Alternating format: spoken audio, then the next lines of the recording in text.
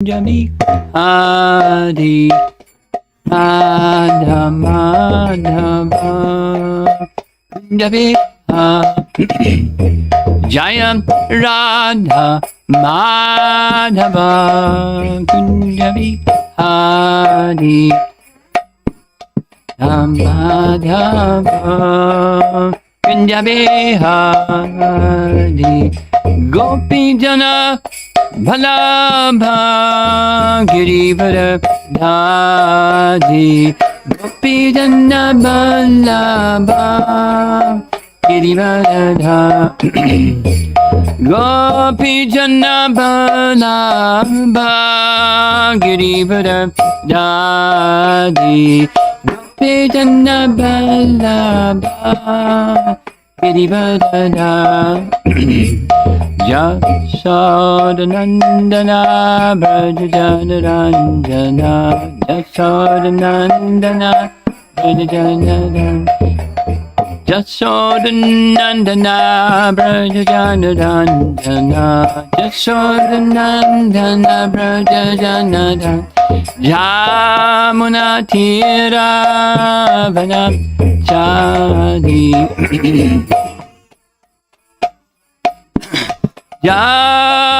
Yamanatira Chadi Natira Vanata Jaya Radha Madhava Kunjabi Adi Jaya Radha Madhava Kunjabi Jaya Radha Madhava Kunjabi Adi Jaya Radha Madhava Kunjabi Adi Gopi Jana Balabha Girivara Dhadi Gopi Jana Balabha Girivara Dhadi Gopi Jana Balabha Girivara Dhadi Gopi Jana Balabha Girivara Dhadi Jasodanandana Brajajanarandana Jasodanandana Brajajanarandana Jasodanandana Brajajanarandana Jasodanandana Brajajanarandana Jamana Tiravana Chadi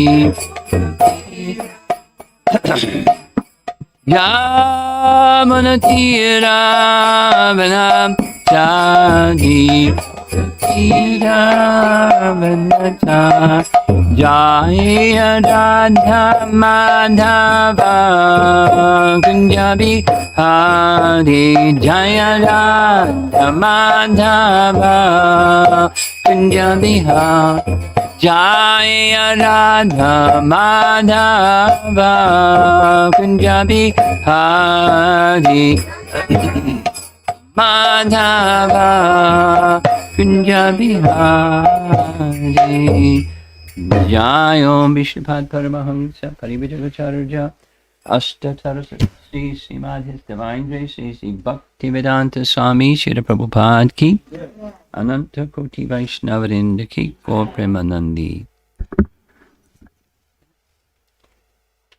I left the printout for text 35 upstairs.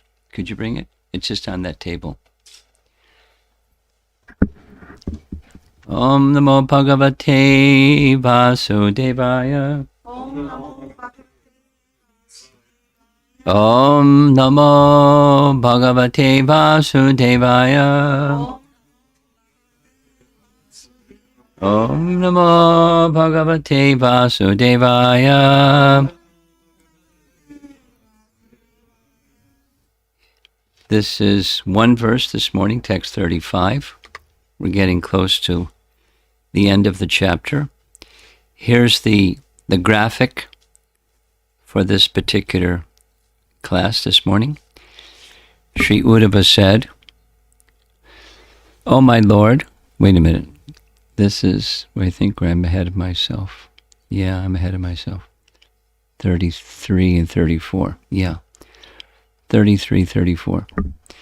A conditioned soul considers himself to be in control of his life, but since he does not have any actual controlling potency, his situation is contradictory and not at all pleasing.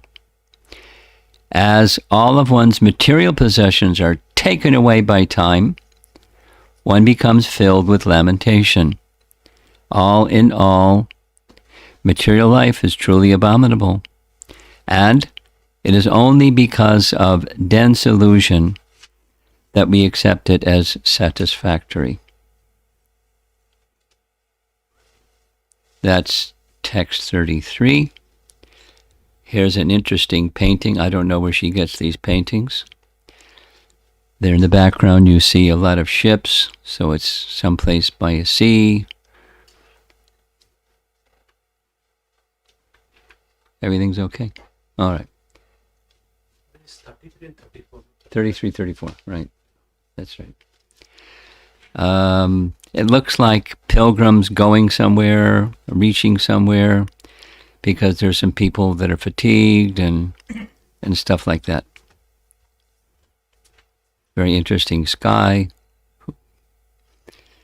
Some Renaissance painting or something like that. So here's the text, 34. If one stubbornly imagines that anything is independent of the Lord, one will remain in the grip of the illusory network of the Lord's potency, seeing the inevitability of the destruction of material things. One is constantly fearful and perpetually laments in the darkness of ignorance. In such darkness, there is no question of happiness. So now, this ends Krishna speaking, and tomorrow is going to be Uddhava speaking. So text 33.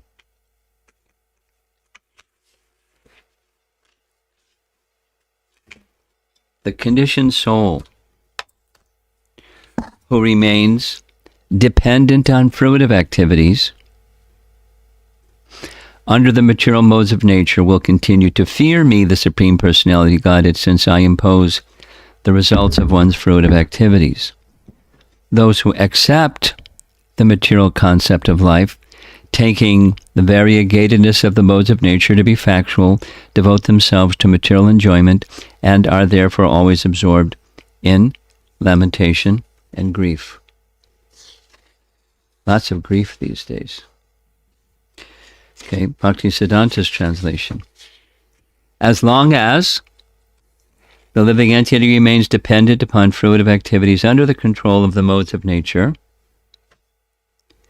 they will continue to fear, because I am the giver of the results of karma. Those who accept the material concept of life, taking this cosmic manifestation to be factual, will devote themselves to material enjoyment and therefore remain absorbed in lamentation and delusion. Sound familiar, huh? PBT purport. The living entity is bound in the network of illusion. But although he can understand that he is dependent upon superior powers, he does not want to serve the Supreme Lord. He thus becomes filled with fear of life itself, desiring material sense gratification. The living entity, like the demon Kamsa, always fears destruction of his material arrangement. Remaining addicted to the flavors of material nature, one gradually sinks down into an irrational form of life. Paragraph. Maya has two potencies. The first covers the living entity, and the second throws him down into hellish condition of life. When one is covered by Maya, one loses all power of discrimination, and Maya then throws such a fool into the darkness of ignorance. When one wrongly considers oneself to be independent of the Supreme Personality of Godhead, Lord Krishna, one becomes a worshipper of temporary material objects, hoping to enjoy material sense gratification, and as one grows older, one's life becomes filled with fear and anxiety. A conditioned soul considers himself to be in control of his life, but since he does not have any actual controlling potency, his situation is contradictory and not at all pleasing. As all of one's material possessions are taken away by time, one becomes filled with lamentation. All in all, material life is truly abominable. And it is only because of dense illusion that we accept it as satisfactory. This is like strong medicine, huh? Hey, wait a minute. I want to be happy. Here's Bhaktisiddhanta's purport. 3 paragraphs. The living entity is trapped in a network of illusion. Even if he can understand that he is dependent upon someone superior, he is not inclined to serve the Supreme Lord. Paragraph. This causes him to suffer in so many ways, however. Dreaming of sense gratification, the conditioned soul always fears the destruction of the arrangements he has so carefully made. Simply engaged in trying to perfect his eating, sleeping, mating, and defending of material nature, he glides down to the lower species of life. Paragraph. Maya has 2 potencies, the covering potency and throwing potency. You can see the BBT purport follows Bhaktisiddhanta very closely, consistently throughout. Rightly so. When one is covered by Maya, that's the first of the 2, he forgets his original consciousness, so that she, that's Maya, throws him into the darkness of ignorance. When one foolishly thinks that he is independent of the Supreme Lord, he becomes enamored by temporary material objects, hoping to enjoy sense gratification. The result is that when a person grows older, life becomes filled with fear and anxiety. A conditioned soul falsely considers himself to be in control of his life, but because he is not in control, he is forced to suffer against his will. Truthfully, material life is abominable. It is only due to illusion that we think it to be satisfactory. And here's Bhaktisiddhanta's gloss of Vishwanath's commentary. Short. Here, the Supreme Lord chastises those who say the path of material enjoyment is auspicious. That's again is the Karma Mimamsa group. And demigod worshippers, etc., those who wish to go to the heavenly realm, as a continuation from the previous section. Those who praise the performance of fruitive activities are themselves tormented by lamentation and illusion. And Vishwanath's commentary is even shorter than that. The Lord condemns those who claim that the path of enjoyment is the best. Those who dedicate themselves to material rituals are filled with lamentation and are bewildered. This is the continuation of that pravriti nivritti. Pravriti nivritti, path of enjoyment, path of abnegation. That's Prabhupada's way of translating those words. Pravriti is, I'm enjoying at this level, let me do something, rituals, something, and then I can enjoy at the next level, at the next level, the next level, pravriti, path of progressive material enjoyment. And there's some that say that's the program. And here's a nice example of that. An example of that is observing Ekadasi. Those who are on the path of nivritti, the pravriti, they have very, very elaborate procedures for observing Ekadasi. Each Ekadasi, each of the 24 Ekadasis has this procedure, that procedure, etc. And there's a certain carrot at the end. If you do this, you get that. And it's very strict, very detailed. But that's the path of pravritti. So that's what's being. So we don't do that. We don't follow those procedures, nor are we interested in, the material benefits. The argument, I heard somebody arguing in favor, well, we need these, we need that, we need the other thing. So it's not that needs and necessities are neglected by Krishna for those who take shelter of him. That's confirmed in Bhagavad Gita, and it's confirmed in life.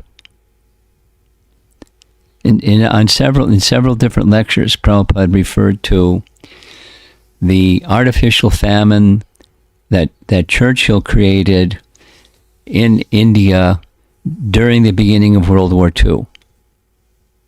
The artificial famine program was, the British, wanted Indian soldiers. And so there was a strategy to buy up all the rice so that the rice would be too expensive, people would starve to death. But the sign up with the army and you'll get your maintenance. So when that was going on, whether everybody understood that was what was the purpose of the artificial famine or not, Prabhupada, as a householder, was concerned. Near where his business was a Gaudiya Math temple, and so he went to the Gaudiya Math temple to ask, are you okay? Is there anything that you need? And their reply was, people are taking, Krishna is taking care of us so nicely. We have abundant, and we're providing khichdi and feeding people that don't have. So, no, Krishna is taking care of us. And Prabhupada said, then I could understand. Krishna takes care. One doesn't need to do things to get Krishna to take care, or without the idea of even Krishna, just get my necessities.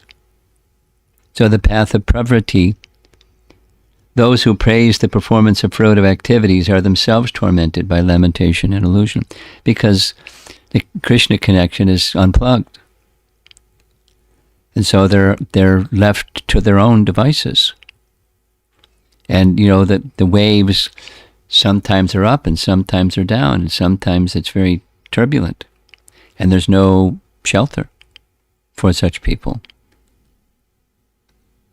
Here's Vishwanath's. Yeah, we read that. Here's Jiva Goswami's Krama Sandarbha. His translation of the verse, as long as, this is that yavat tavat combination, as long as the jiva is dependent on karma, tavat, he will fear the Lord. Those who devote themselves to these ideas are bewildered and subject to lamentation. And that's his translation. The purport, his commentary, one sentence, the three statements just explained are criticized in the last line. The yavat tavat, then it's the criticism. They're left to bewilderment and lamentation. That's material life. Even the path of pravritti, the path of progressive enjoyment.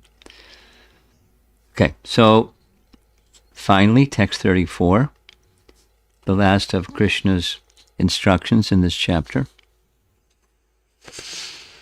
When there is agitation and interaction of the material modes of nature, the living entities then describe me in various ways, such as all-powerful time, the capital S self, capital B Vedic knowledge, the universe, one's own nature, religious ceremonies, and so on. Interesting, huh?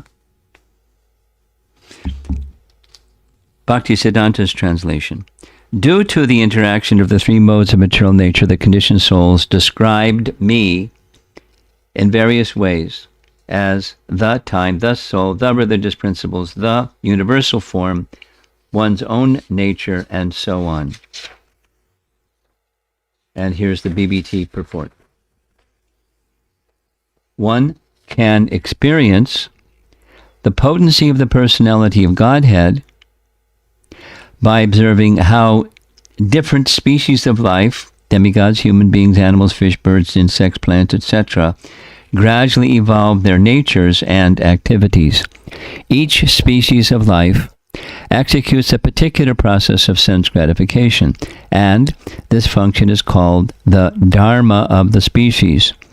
Lacking knowledge of the personality of Godhead, ordinary persons catch a glimpse of the Lord's potencies in the above-mentioned manifestations. Srila Madhvacharya has cited the following information from the Tantra Bhagavat.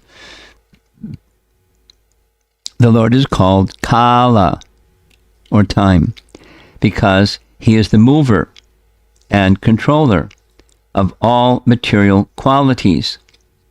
Because he is complete and perfect, he is called Atma, or the Self, and he is the personification of all knowledge.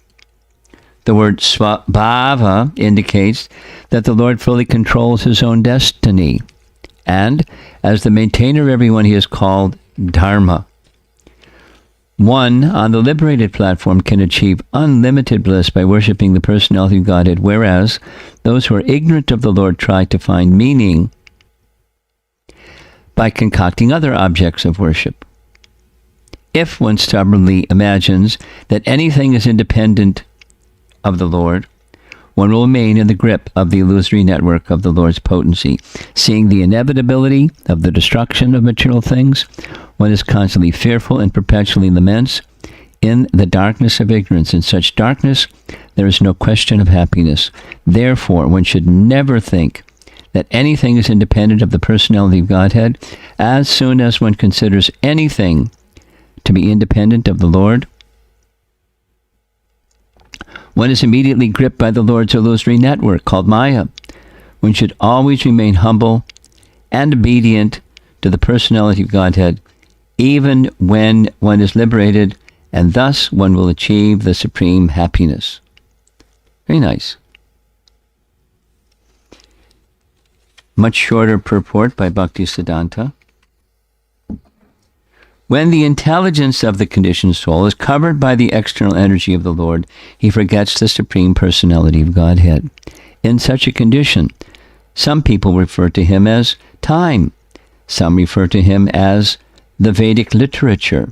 Some refer to him as nature. And some refer to him as religious principles. In this way, various fragmental understandings of the potencies of the Lord are understood. That was his purport. And here's his gloss of Vishwanath's commentary. According to some opinion, the material nature, time, the scriptures, and the soul are eternal. The word Svabhava means nature, which is attributed to a conditioned soul. When the three modes of material nature cover the intelligence of the living entity, he considers the form of the Lord as a creation of Maya Shakti. That's Mayavadis. This misconception can be removed by the will of the Lord, and thus everyone should strive to get free from the bondage of karma and engage in devotional service of the Lord. And here's Vishwanath's actual commentary, which is really short. Some accept Svarga, the time of enjoyment, or the scriptures proclaiming karma and the body attained by karma to be eternal and supreme. Svabhava refers to the cause of transformation into devatas and other forms. Dharma, the code of rules, is the cause of enjoyment. When that's the Jaimini Karma Mimamsa idea. When Maya is agitated, I take on many forms, which are products of my Maya Shakti. Therefore, the conclusion is that the jiva should strive for freedom from bondage of karma. And last but not least, a very extended reference or a commentary by Jiva Goswami. in his Krama Sandarbha. So it's on this verse, and it's a long explanation. And he's dealing with Jaimini. Again, if you remember from previous discussion.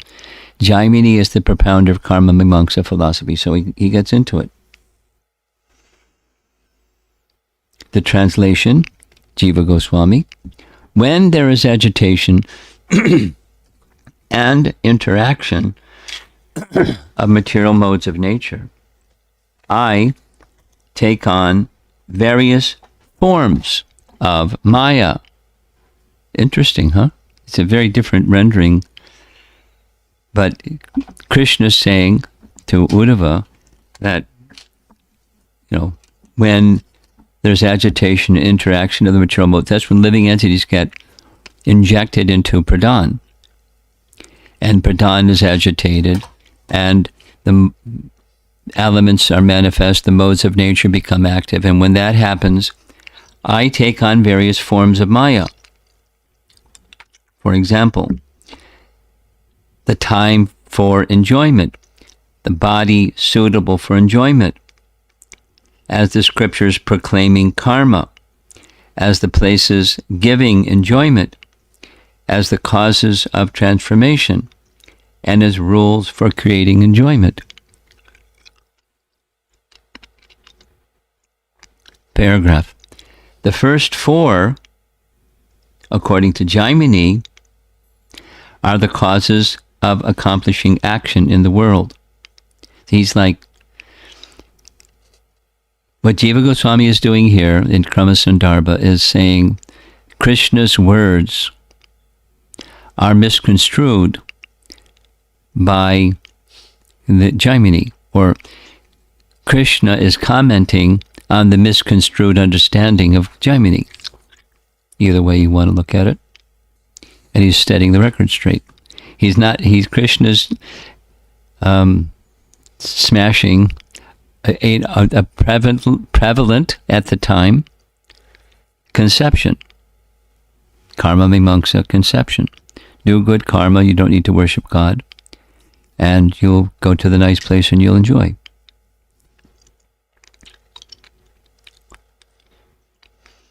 Swabhava refers to the various causes of unique effects from the gunas, etc., according to Sankhya. Now that's in Bhagavad Gita, isn't it? Swabhava, Brahma Karma Swabhavajam, Kshatriya Karma Swabhavajam, Vaishya Karma Swabhavajam, Shudra Karma Swabhavajam. Swabhava in that application means the modes influence one's disposition and work, the mind and the body. The modes condition living entities, and according to their orientation towards the modes, they have a certain swabhava, a certain inclination, certain mood, and a certain set of activities born from the modes of nature, which is, action is caused by Prakriti, not the living entity. We discussed that the other day. It's in Bhagavad Gita. The living entity thinks falsely that he is the doer, when in fact everything is carried out by Prakriti. And Prakriti means the modes of nature. That's what this Swabhava means. Swabhava, one's own conditioning, influenced by the modes of nature. And that makes activity, makes life as we know it. So look around, and behind life, when you look around, there's the modes of nature acting. And behind the modes of nature is the orientation of the soul towards those modes of nature, and thus they're conditioning the soul. And it's all an arrangement of Krishna. And behind that is Krishna. He's in charge of the modes of nature. So as we regard Krishna, we're going to regard material nature. And if you see material nature as separate from Krishna, then you're influenced by your disposition is locked in, and you struggle. The way out of the struggle is changing the orientation towards Krishna. And then the modes of nature don't hold the same grip on you.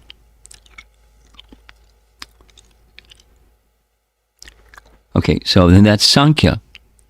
It's not Bhakti yet, it's just Sankhya, like this is how the machine works.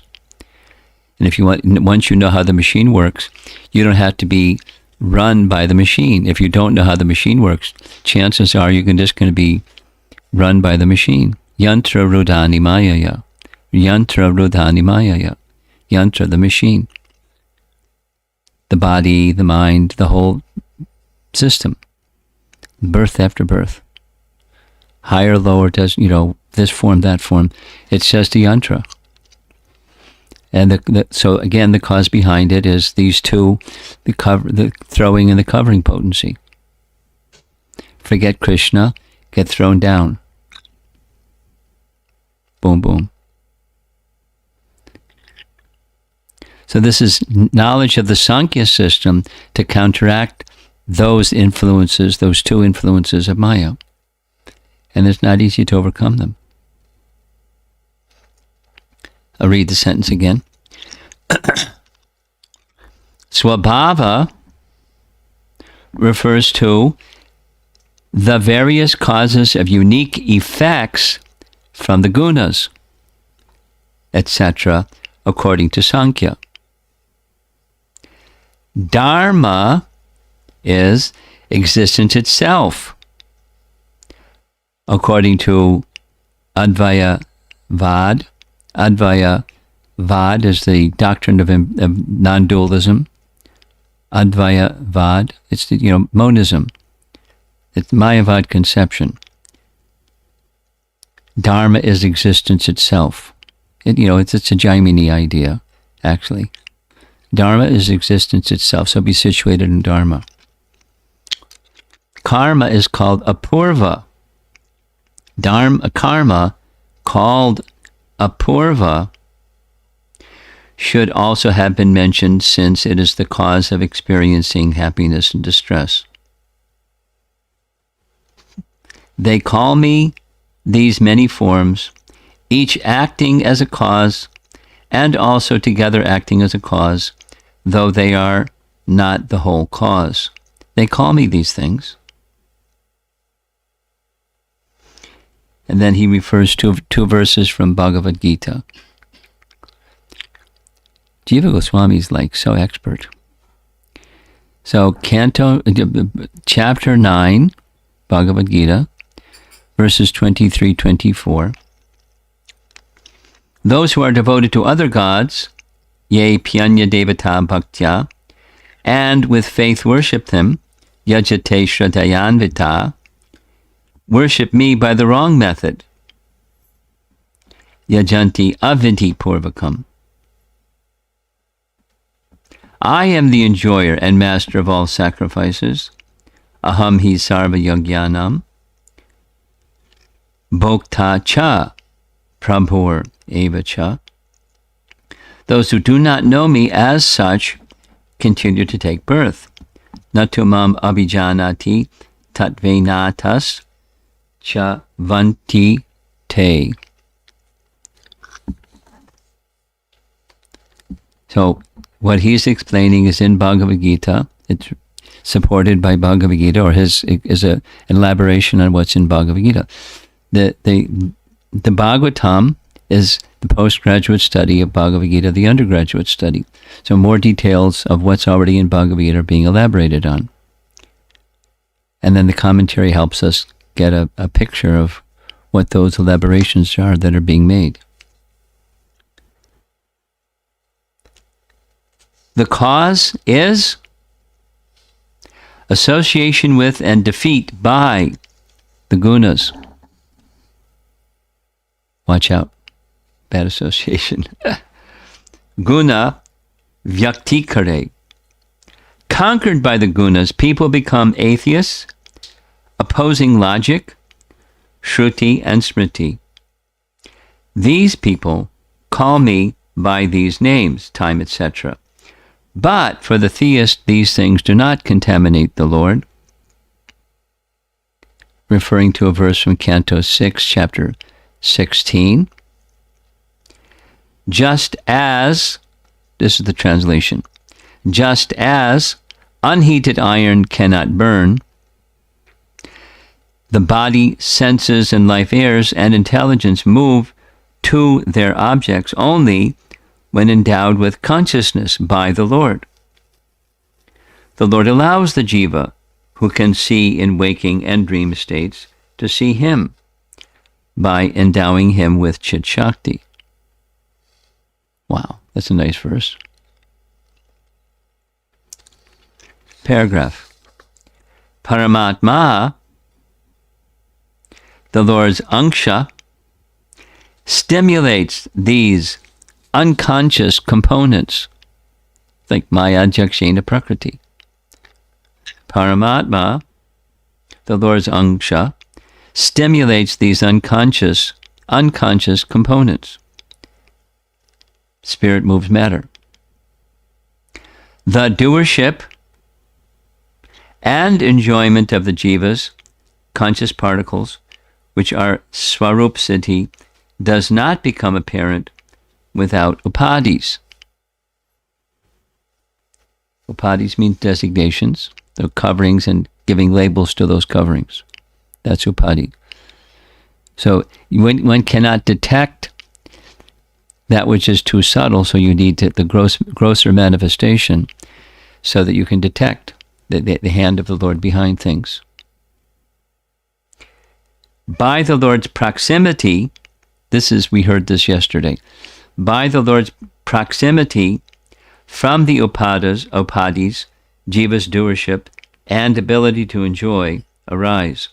So that's, the example was given, the magnet doesn't need to touch the iron filings. Just bring it in proximity to the iron filings, and the iron filings move. And they make patterns, in fact, depending upon the shape of the magnet. Similarly, the coverings move because of the proximity of the Lord, without which they don't move. It's just amorphous matter. But they appear to move because of the presence of the Lord and His potencies. The movement of matter implies the presence of the Lord. Take it the other way. No movement implies there's no presence of the Lord, or the living entity desiring and the Lord sanctioning and moving things to fulfill the desires of living entities. Like, this is profound. This is profound. Cause and effect.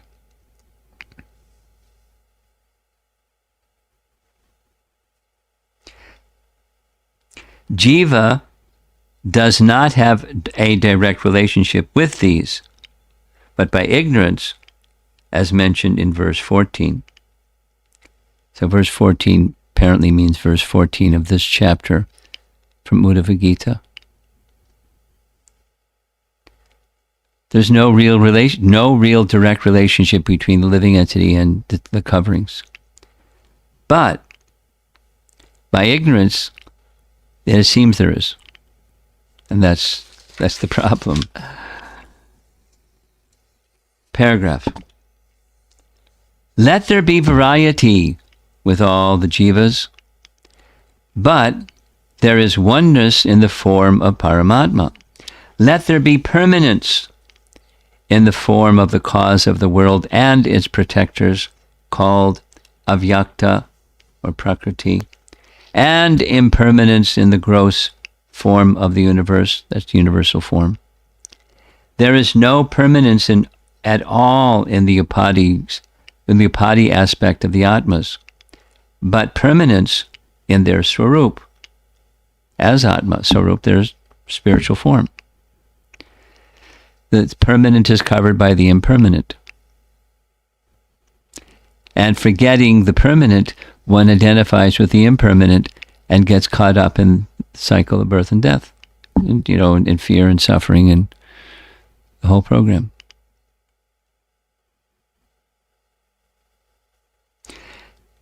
Let there be permanence of time in the form of the Lord's power, and permanence of Scripture as the form of the breathing of the Lord, where it does not spread during pralaya. Pralaya is devastation, destruction, when everything is withdrawn. The breathing of the Lord is at rest. And then after there's breathing and the time energy moves and things move.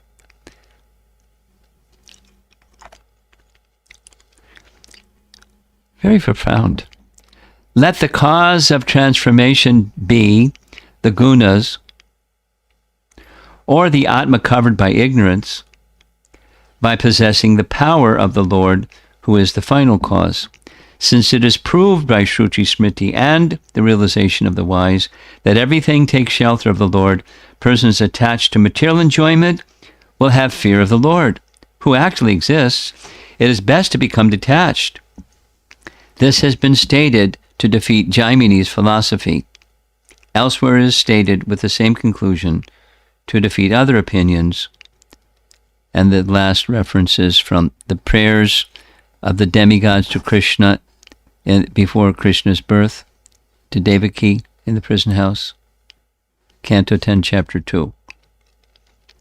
O lotus-eyed Lord, although non-devotees having impure intelligence become, because of not having devotion to you, think that they are liberated and become jivan muktas, after severe austerities and penances, they fall down from their position of imagined superiority because they have no regard for the lotus feet of you and your devotees. That's the celebrated verse we hear so many times.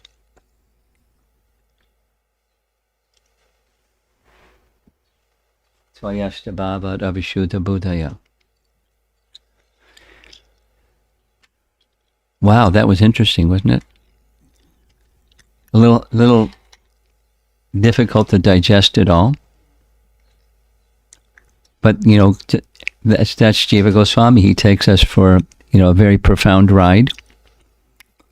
And, we trying to keep up with him and capture the essence at least. So the essence at least. The purpose of this whole 4 chapters of the Bhagavatam is to help us to understand Krishna and overcome the obstacle for understanding Krishna. The obstacle for understanding Krishna is affinity for the temporary, the mood of enjoyment of the temporary. So this is this is a high technology thing, or description of how it works, how illusion works. And it starts with turning our attention away. Bahir Mukha Jeev. Bahir Mukha Jeev. Living entity turns attention away from Krishna. That's this first one of the 2 features of Maya. And then throwing the living entity into a covered condition. The second influence of Maya. And when we're there, that's all we see. We see the illusory energy. We don't see the Lord behind the illusory energy. And the remedial measure is to see things in relation to their source. But how do you do that? You can't use your material eyes. You have to use your spiritual ear. And then with spiritual ear, then one can see. Oh. And it's not just, initially it's conceptual or notional, but as it proceeds and matures, then through service to the Supreme Lord, using your senses to serve He who is beyond the senses, I like it, adhokshaja, means one who's beyond the senses. You can't perceive him, but you're supposed to use your senses to serve He who is beyond the senses. So it takes faith. And faith is supported and nourished by good association and hearing and being reminded in good association. of, what the senses cannot perceive, and then the reality can be perceived and felt. So that's the purpose of all of this. And how does it work? How does a network of illusion work? How does the intelligence get whammied, and how does the mind get whammied, and how does the senses get whammied, and what, how does one see when you're under the whammy of Maya? And how to correct that?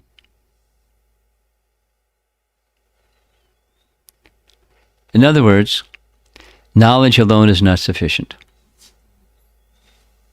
Knowledge is nice. Knowledge helps detachment, jnana vairagya. But knowledge alone is not sufficient. What's sufficient? What comes after this preliminary sense of knowledge is, let me take shelter of adhoksaja. Or as we heard yesterday evening, Marari, Mahatpadam, Parampadam, the lotus feet of the Supreme Person, who these senses cannot perceive. But he's made accessible through sound. And that's how we can connect. And then that lifts one, the darkness becomes dissipated by light.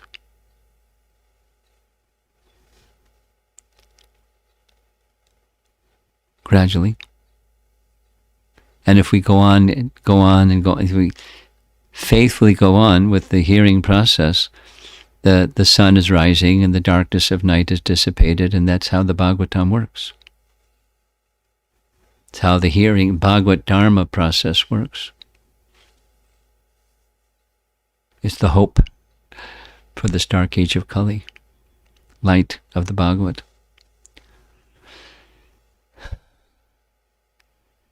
Jiva Goswami is excellent, huh? You have to read it many times, and then you start to understand it better. And you just go, wow, he's really superlative. It's faith nourishing to hear from him. So let's see if we have some discussion. We have a microphone for those that want to discuss something.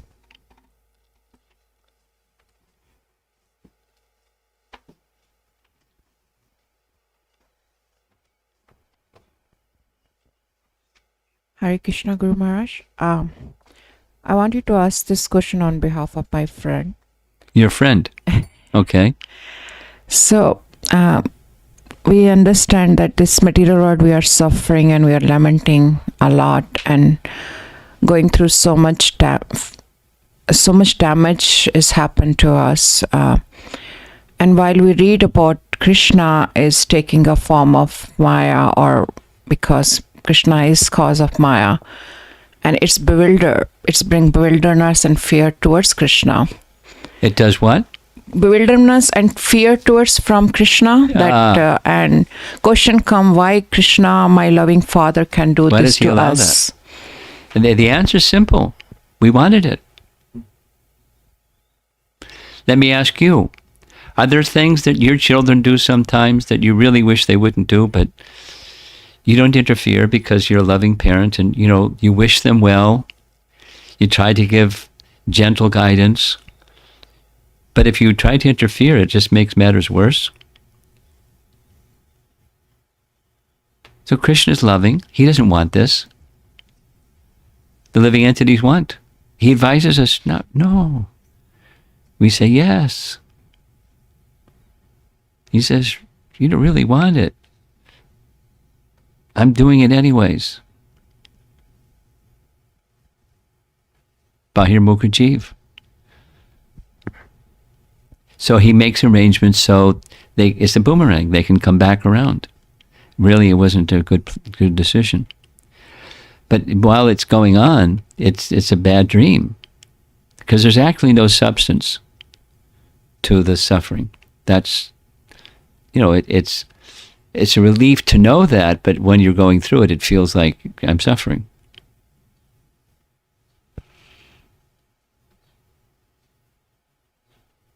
When's this nightmare going to end? And it doesn't end. Even when you wake up, it's not over. Then another day, and then another day. So it's why your question is, why is it permitted by a loving Father?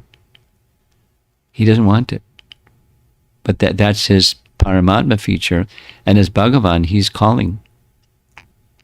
As Paramatma, he's ready to give intelligence, and we're saying no instead of saying yes. So he doesn't interfere. It's like a loving parent. You can give wisdom, and the dependent is going to say yes or no, or let me think about it, which is a polite no.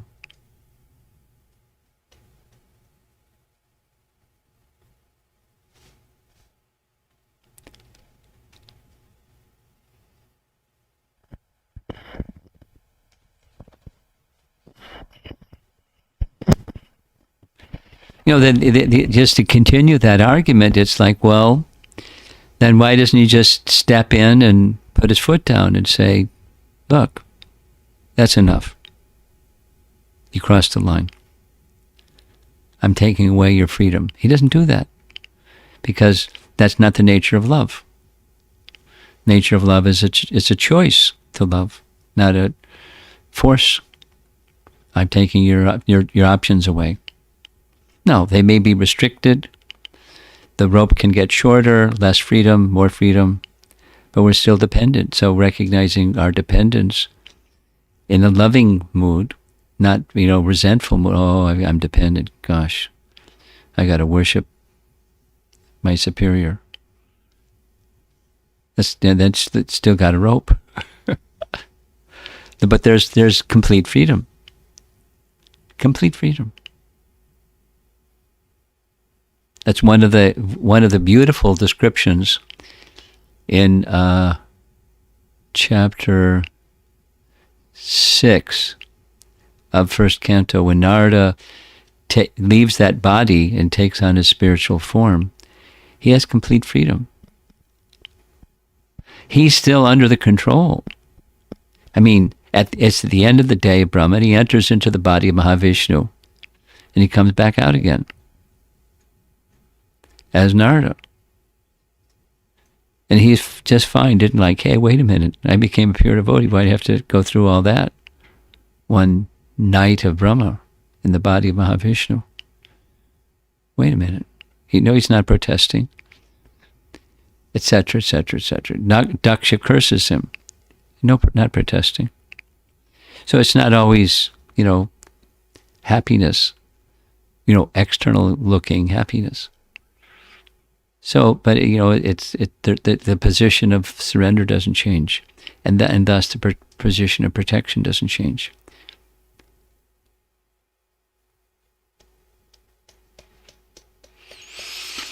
Something else.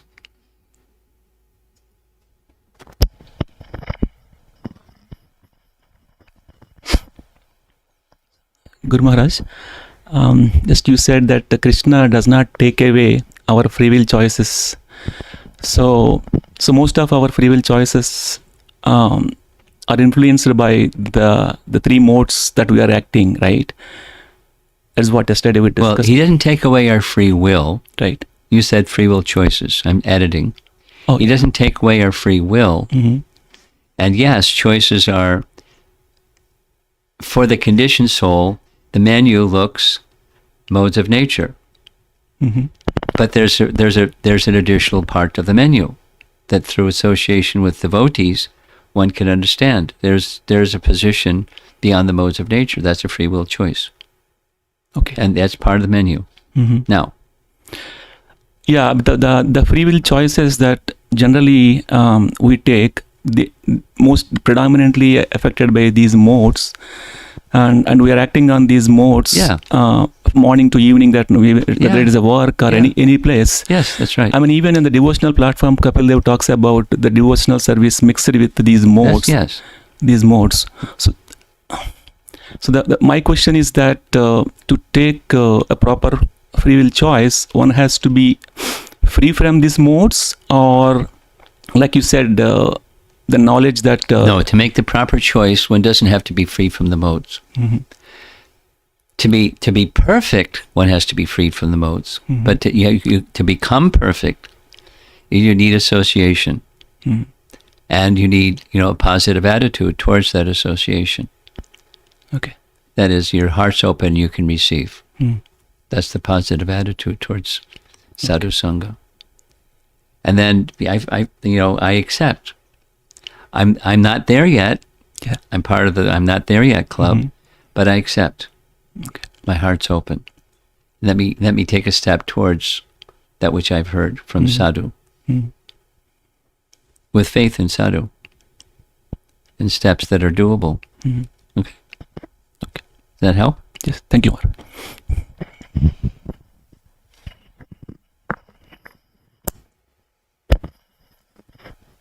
Yeah.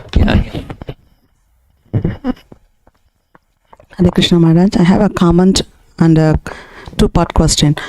The comment is, today's class is so profound class with a lot of informations. The comment is, often like so long in all the classes, always we hear about this, how it is important to like not to be independent, thinking anything not to be independent of Krishna, otherwise how we will get in the grip of illusory energies. Often hearing all this helps us to take really the shelter of Krishna. It takes all these years and all the classes, all of this hearing to come to that stage of taking shelter of Krishna. So that is how I feel like now it's so conditioned, even hearing lot of times. Sometimes we forget and then You're just it giving happens. an elaboration on sadhana So- bhakti performed with faith. Yeah. Yeah. So my question is, we talked about how to see the orientation towards Krishna. So that's how it helps. He's a fate giver, and he's how he will help us to come out of the illusory energy or from the bad karma that is affecting us. So I was thinking about this nature swabhava, like when we follow this path of bhakti and take full shelter of Krishna, I know one develops a good qualities within us. So this this nature of one swabhava will change, Mhm. or Not. Let's just say.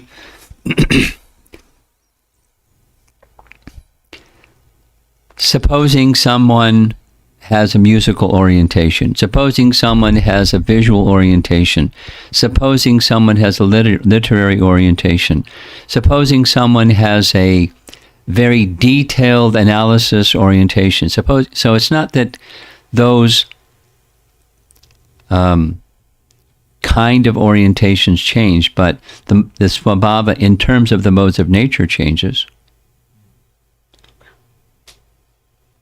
One, supposing someone is agriculturally inclined, can they be a brahmana? Because the brahmana has certain qualities. Can somebody who has agricultural inclination become brahmana in that sense with that svabhava? Yes. Can svabhava change? Yes. And it changes based upon, listen carefully, it changes based upon the orientation towards the personality of Godhead. So it's not that they give up the activity of being an agriculture person. Their svabhava changes. So it's not a total switch over, but their inclination for hearing and chanting and absorbing themselves in the message of Scripture, which is the quality of a Brahmana more than the quality of a Vaishya, they take on that quality, and their liking for and happiness from doing agriculture is there. That's fine. My second question is, Maharaj, so when we take birth. Speak into the microphone. Okay, sorry. When we take birth, they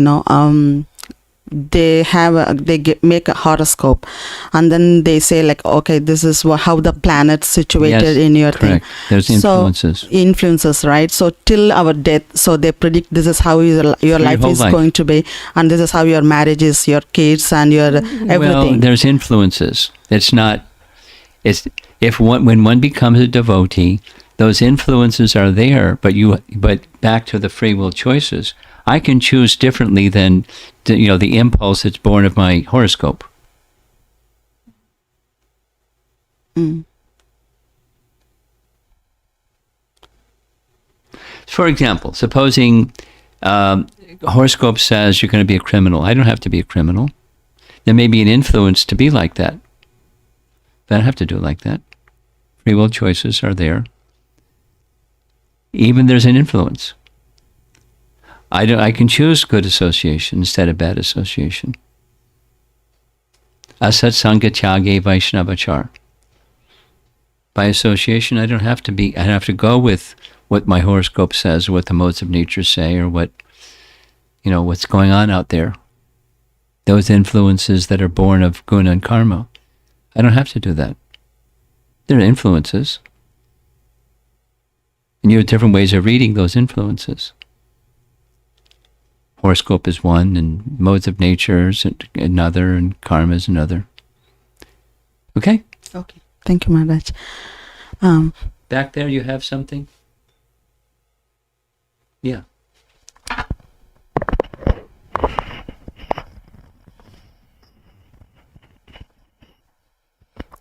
Hare Krishna, Guru Maharaj. So Maharaj, when we hear these things, that we have to give up detachment, and we understand that there is suffering and we feel that, but still we want to get out of the sufferings, but it's I'm finding it difficult to develop love for Krishna. I'm putting this question in the category of I'm not there yet club. And how do I get there? Because I'm not there yet. That's Yeah. And it's same answer. It's sadhu sangha and bhajana kriya. That's how we get there. One of my sannyas godbrothers said, about 3 weeks ago, at least I was told that he said it. I didn't hear him say it. The answer to all these how-to questions is sadhu sangha. And then you unpack sadhu sangha, and you hold up this strand and that strand and the other strand and put it back together, and you got sadhu sangha. And you have faith in sadhu sangha. And what do you do with what sadhu sangha results in bhajana kriya, in the association of sadhus. And then you work to refine how I apply myself to bhajana kriya or sadhana bhakti. That was her question. We have some online questions. Yes? Wait a minute, way over here. Hare Krishna, Guru Maharaj. So I have a follow-up question for Shri Mataji. So what I understood, with the free will, we can change our horoscope, right? Have free will what? With our free will, we can change our horoscope. That's what I understood. The horoscope doesn't change. The influencers are still there. You don't change, the horoscope is determined by birth. And the horoscope doesn't change. How you respond to those influences is a free will choice. For Prabhupada's example, supposing it's going to rain. You can take an umbrella or not. You have free will. Supposing your horoscope says such and such. Now you have free will choices. Doesn't mean those influences go away. They can be modified. by transcendental consciousness, and your free will choices can choose how you respond to even that modified manifestation. For example, Prabhupada's example, supposing I get I bang my elbow. Karma-wise, or you could say astrology-wise, I was to get a broken arm. But I just got a bang on my elbow.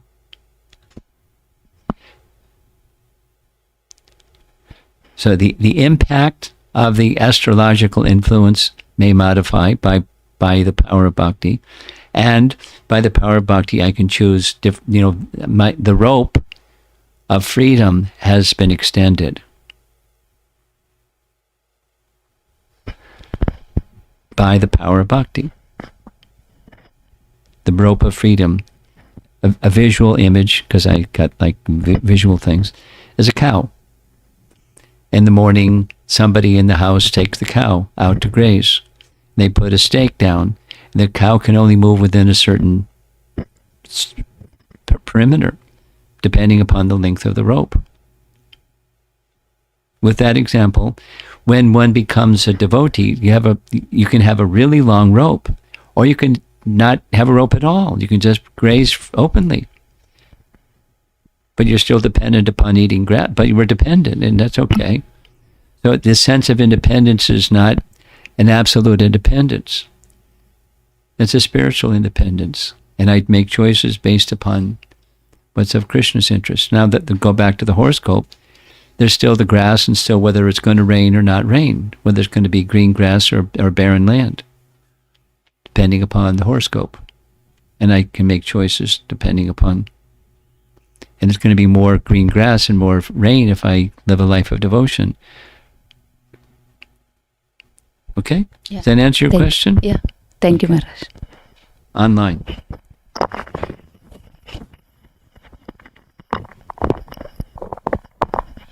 This is from Snekavalli Mataji. Guru Maharaj, Sarga and Visarga are two very important aspects of Krishna. Yeah. How does Jaimini's Karma Mimamsa philosophy explain Sarga and Visarga, because that is also an impetus for surrender? Well, I don't know what their position is about Sarga, but as far as I understand, they don't even acknowledge God. So I don't know how they explain it, except that the very simple conclusion is they don't acknowledge God. There's no controller. Or even if there is, he's subordinate to karma. So if there is a creator, he just does according to karma of the living entities, and so he's bound by karma if there is a creator. But generally it's not. There isn't a creator. It's irrelevant. Okay. The second question is from Amara Mataji. Maharaj, it is very bewildering to understand how vicious this illusion and ignorance is. Looks like nothing is in our control. I have asked this earlier, that even when we are desiring to go past this illusioned condition, but as you mentioned, we are still holding on to something. You have also mentioned that when we put our hand in bead bag, we can know well what our attachments are. I know I have thousands of thoughts going while chanting, and I try to focus, but at times I get into the cycle of I do not know anything and how to make a significant change in current state. Would you kindly like to comment on how to get out of this cycle of knowing the things yet not being able to take next step towards Krishna? Thank you. Answer: Sadhu Sangha.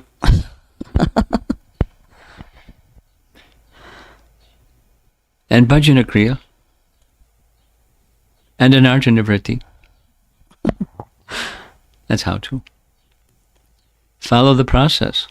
So keep your association connections strong. As best you can, those things that you do understand, you apply, because that's part of Sadhu Sangha and part of Bhajana Kriya. Because of the regard that you have for Sadhu, because of the regard that you have for sadhu, you do what sadhus recommend as a service. Not just, a liberationist idea, but a service idea. And you'll experience something. And the mitigation of those tendencies that you just described is part of the experience. And the ongoing conditioning is also part of your experience. And so, but you continue faithfully with the bhajana kriya from resting upon sadhu sangha, and the inartana vritti will flow. And this is a comment from Manjira Mataji. I second Shari Mataji in her comments on today's class and her realization. Thank you very much, Maharaj. Okay, Hare Krishna. And there is one more comment here from Shrida Das. I have a comment, Maharaj. The example of magnet and iron filing is so deep. Yeah. It very clearly depicts how material nature cannot move without the Supreme Lord. Yes. Because